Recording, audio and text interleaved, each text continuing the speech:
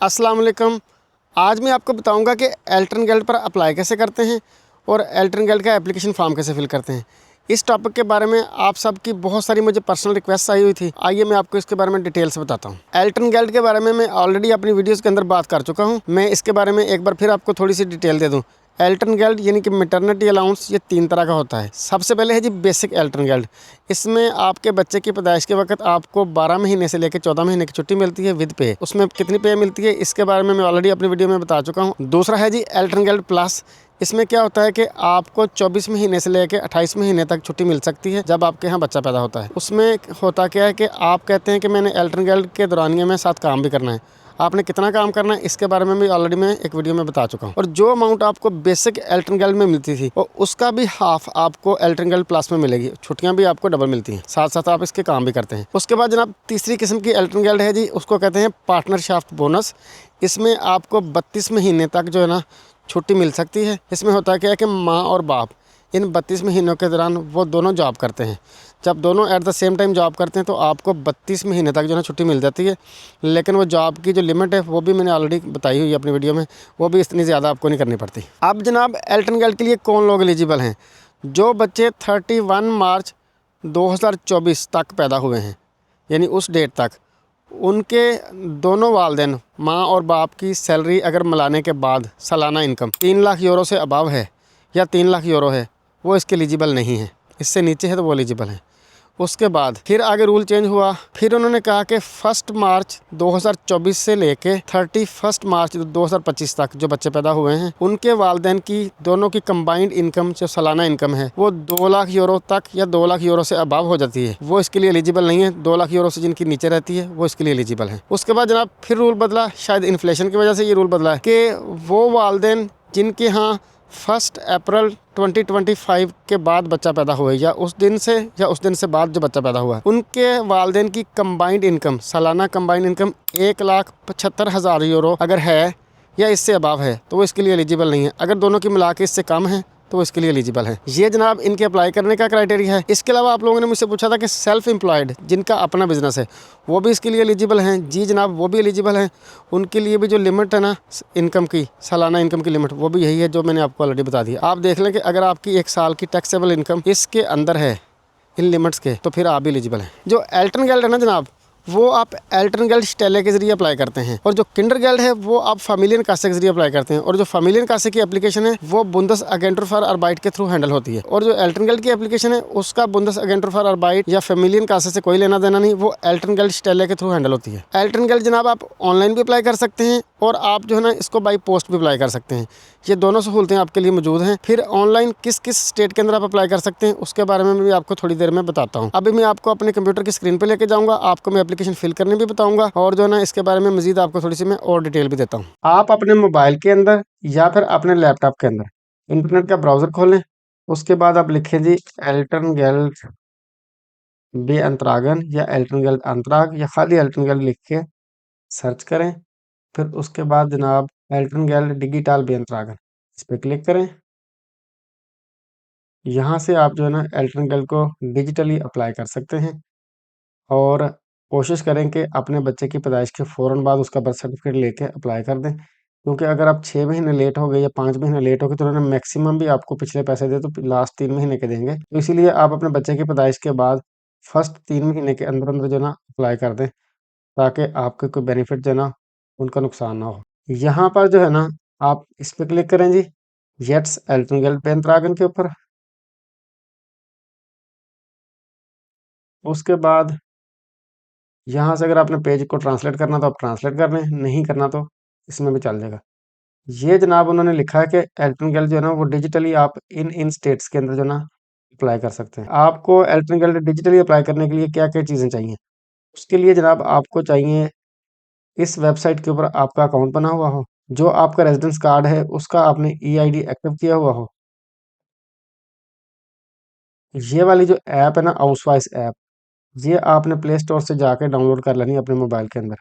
क्योंकि जब आपने डिजिटली अप्लाई करना है तो इस ऐप के ज़रिए आपने जो है ना सिग्नेचर करने हैं एंड पे अपने रेजिडेंस कार्ड को यूज़ करते हुए और इस ऐप को यूज़ करते हुए। फिर उन्होंने लिखा कि अगर आप सिंगल पेरेंट नहीं हैं तो फिर दोनों पेरेंट्स के जो ना रेजिडेंस कार्ड का ईआईडी एक्टिव होना चाहिए और दोनों के पास उनके मोबाइल के अंदर जो है ना हाउसवाइज ऐप इंस्टॉल होनी चाहिए। अगर आपका वो एक्टिवेट है तो आप जो है ना मित बुंद आईडी जो है ना यहाँ से अनवेल्ड कर लें।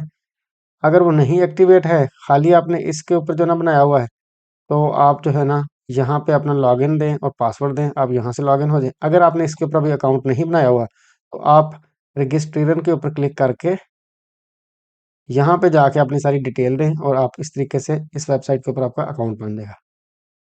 सारी डिटेल देने के बाद आपने इसको रजिस्ट्रेशन के ऊपर क्लिक करना है, तो आपके यहाँ पे अकाउंट बन जाएगा। ये तो जनाब हो गया अगर आपने ऑनलाइन अप्लाई करना है, तो उसके बारे में मैंने आपको थोड़ा सा समराइज़ कर दिया। तो इट्स वेरी ईज़ी, अगर आप अपना अकाउंट बना के शुरू करेंगे तो सिस्टम आपको खुद गाइड करेगा। अब आ जाए जनाब, अगर आपने ऑनलाइन अप्लाई नहीं करना, अगर आपने बाय पोस्ट उनको सेंड करना है, तो उसको मैं फिल करने का तरीकाकार दिखाता हूँ। तो उसके लिए आप इंटरनेट के ब्राउज़र पे जाएँ और आप लिखें जी एल्टन वेल्ड अंतराग। अभी हमें एप्लीकेशन फॉर्म चाहिए, तो एल्टन वेल्ड अंतराग खोलेंगे। ये जनाब मैं अपनी हैसन स्टेट का ही दिखाता हूँ आपको, एल्टन वेल्ड बेंतरागन फिर पोर्टल हैसन, तो जाके अप्लाई करना होगा। ये उन्होंने लिखा है कि आप ऑनलाइन भी अप्लाई कर सकते हैं, ऑनलाइन एर्लेडिगन। तो ऑनलाइन अगर किसी ने अप्लाई करना तो यहाँ पे क्लिक किया तो ये आ गया, उसका लिंक आ गया एल्टन वेल्ड ऑनलाइन। इसमें ये है कि अगर आपने ऑनलाइन अप्लाई करना, अगर आपके पास आपकी रजिस्ट्रेशन हुई हुई है, तो आप यहाँ पे क्लिक करेंगे तो अपना लॉगिन और पासवर्ड देके एंटर हो जाएंगे। तो उसके लिए आपको अपना ईआईडी एक्टिव होना चाहिए, ये इसके बारे में सारी डिटेल लिखी हुई है, क्योंकि इसमें उन्होंने कहा आपके जो सिग्नेचर है ना वो इसी के ज़रिए होंगे। अगर आपने जो है ना अप्लाई करना है और इसके ऊपर आपका अकाउंट नहीं बना, तो बगैर अकाउंट के भी आप अप्लाई कर सकते हैं। तो आप इस पे क्लिक करें जी, वाइटा ओनर रजिस्ट्री रूम, कि आपका इस पे अकाउंट नहीं बना हुआ, आप बगैर अकाउंट का भी कर सकते हैं। तो इसमें ये सारी एंट्रीज आपने करनी शुरू कर देनी।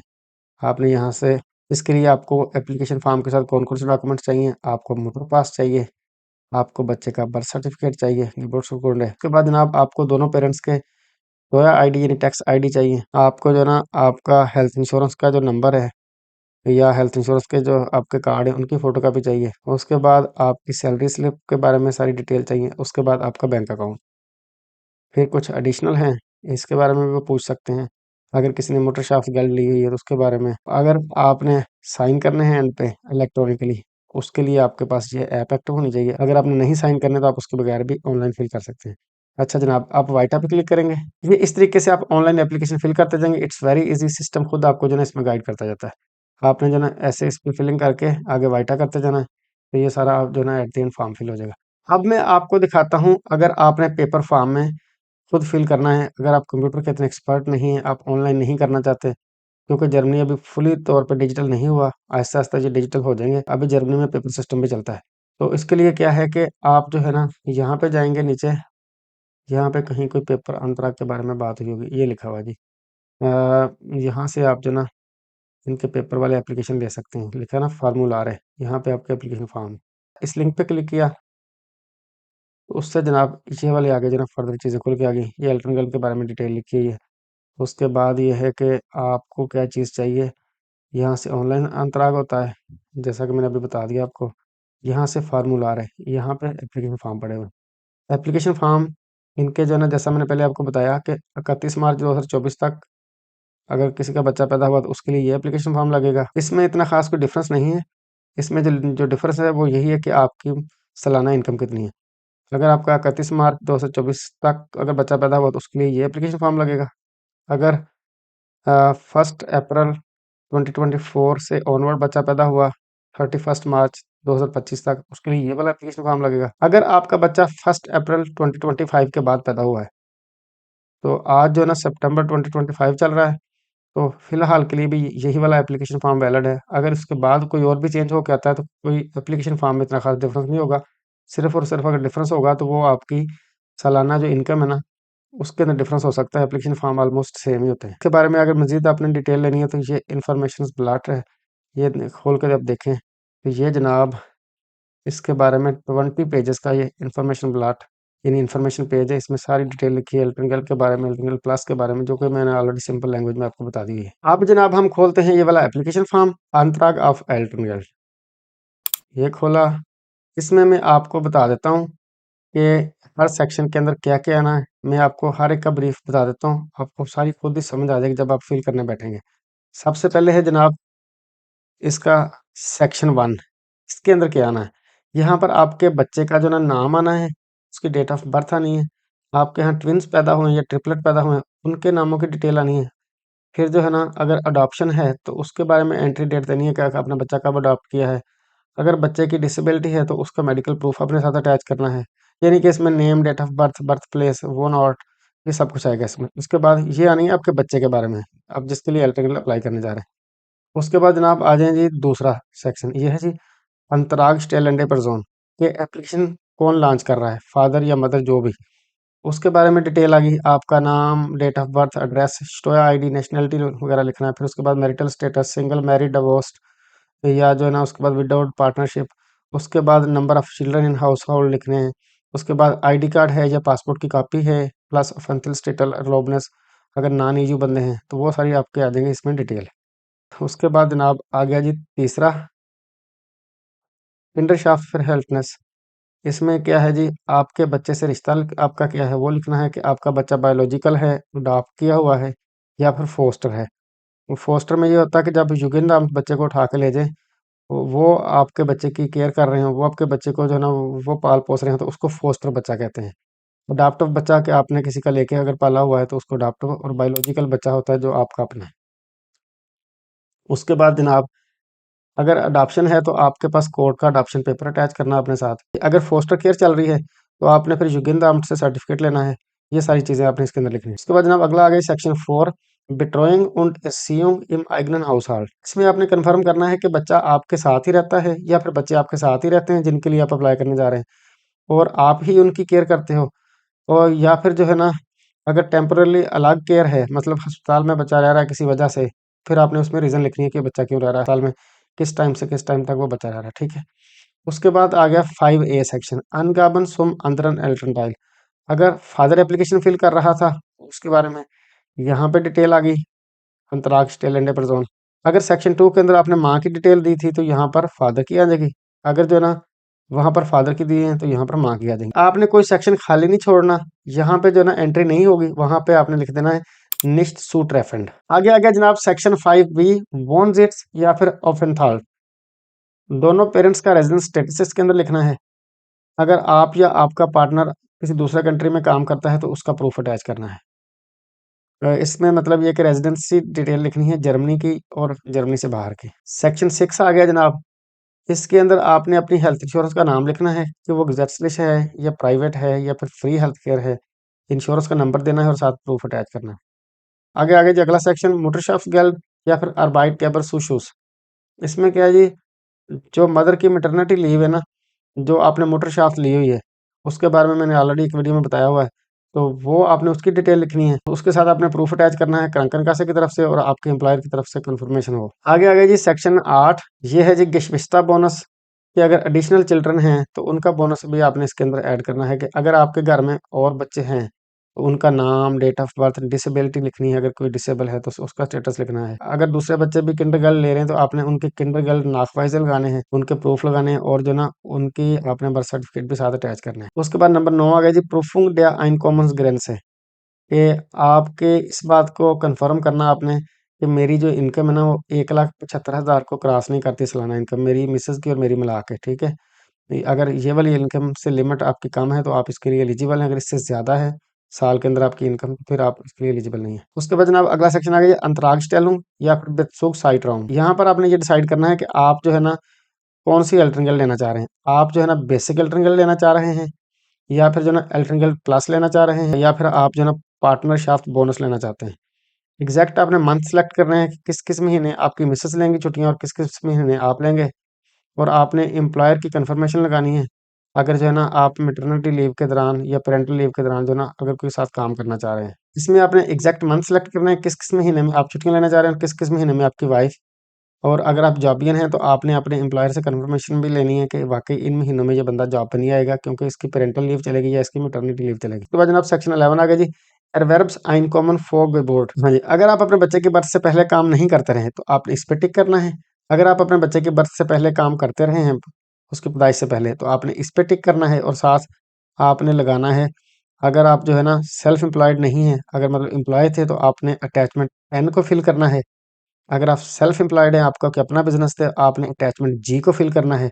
अगर आप कुछ जो है ना सेल्फ एम्प्लॉयड हैं, कुछ आप साथ अपनी कोई जॉब करते हैं, फिर आपने जो ना ये मिक्स्ड लगाना है, उसको कहते हैं जी अनलागे GUN के अनलागे गे उंड एन, मतलब ये कि अटैचमेंट एन और जी, ये आपने फिलिंग करनी है इसके अंदर। ये जो अटैचमेंट्स है ना, ये इस एप्लीकेशन फॉर्म के एंड पे जाके हैं। ये देखें जी, आपको दिखा भी देता हूँ।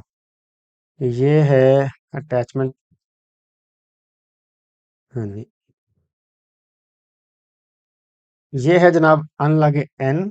इसके 2 सफ़े हैं, आपने ये फिल करने हैं। अगर आप जो है ना एम्प्लॉई हैं, अगर आप जो है ना कोई आपका अपना बिजनेस है, तो आपने अनलागे जी फिल करना है। इसके 3 सफ़े हैं। अगर आप जो है ना कुछ इनकम अपने सेल्फ बिजनेस से ले रहे हैं और कुछ जो है ना आप अपनी अपनी नौकरी से ले रहे हैं, फिर आपने इसको फिल करना है। इसको कहते हैं अनलागे गे उंड एन।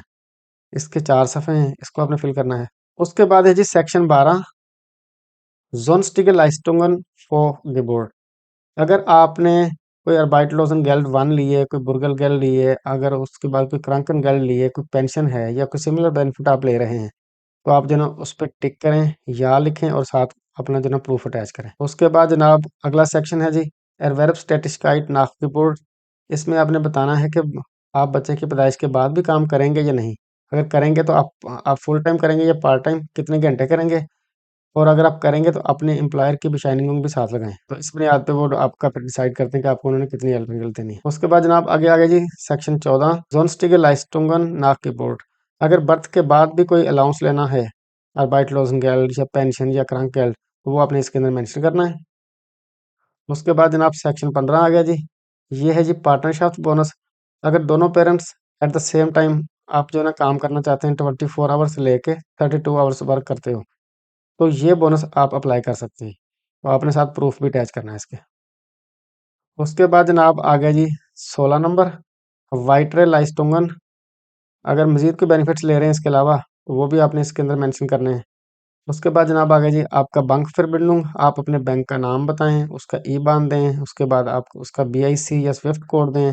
इसके अंदर आपने जो ना अपना बैंक अकाउंट देना है, इसमें आपके इलेक्ट्रिकल की अमाउंट आनी शुरू हो जाएगी। इसके बाद जनाब सेक्शन 18, ये लास्ट सेक्शन है, इसको कहते हैं जी अब्सलीसेंड erklärung फाइनल डिक्लेरेशन। आपने इसके अंदर बताना है कि जो भी इंफॉर्मेशन आपने दी है वो बिल्कुल करेक्ट दी है, ये आपने कंफर्म करना है। उसके बाद आपने यहाँ पे अपने इलाके का नाम लिखना है, उसके बाद कॉमा डाल के अपनी डेट डाल देनी है। यहाँ पे आपके जो ना एक बंदे के सिग्नेचर आ जाएंगे, यहाँ पे दूसरे के आ जाएंगे, यहाँ पे फादर के, यहाँ पर मदर के, या फिर यहाँ पर मदर के, यहाँ पर फादर के आ जाएंगे सिग्नेचर।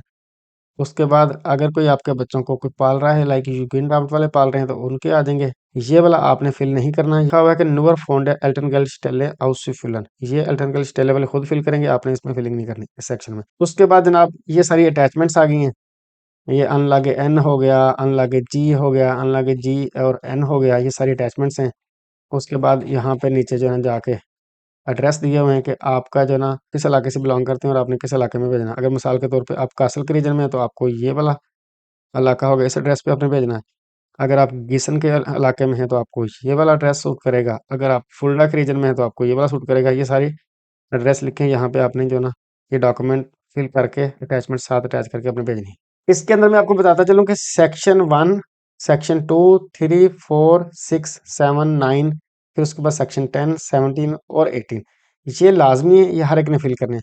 और उसके अलावा जो बाकी सेक्शन है, वो डिपेंड करता है सिचुएशन के ऊपर। सिचुएशन कौन सी हो सकती है, आपके पार्टनर की इन्फॉर्मेशन, फिर आपकी इनकम, फिर आप कौन कौन से बेनिफिट्स ले रहे हैं, फिर इसके अलावा अगर कोई बोनस ले रहे हैं, तो वो उनकी बुनियाद पे जो ना फिर आपने वो बाकी सेक्शन फिल करने हैं। आई होप कि एल्टन गेल्ड की एप्लीकेशन अब आप बगैर किसी हेल्प के जो ना खुद फिल कर सकते हैं। अगर आपको हेल्प की ज़रूरत पड़ी, तो आप अपने इलाके में एल्टन गेल्ड स्टेले से रब्ता करें, आप अपने इलाके में फैमिलियन सेंटर से रब्ता करें, या अगर किसी का स्टोया बराटर है तो आप उससे रब्ता करें। सब लोग आपकी जो ना इस मामले में हेल्प दे देंगे। अगर फिर भी कोई समझ नहीं आती, तो आप डियाकोनी, आवो, कारिटास, इनके किसी ऑफिस में चले जाएं, वो आपकी इस मामले में पूरी हेल्प कर देंगे, आपको पूरा गाइड कर देंगे। ऑनलाइन की यह सहूलत होती है कि उसमें सिस्टम आपको साथ साथ गाइड करता जाता है, पता चल जाता है कि इसके अंदर क्या क्या इन्फॉर्मेशन आनी है।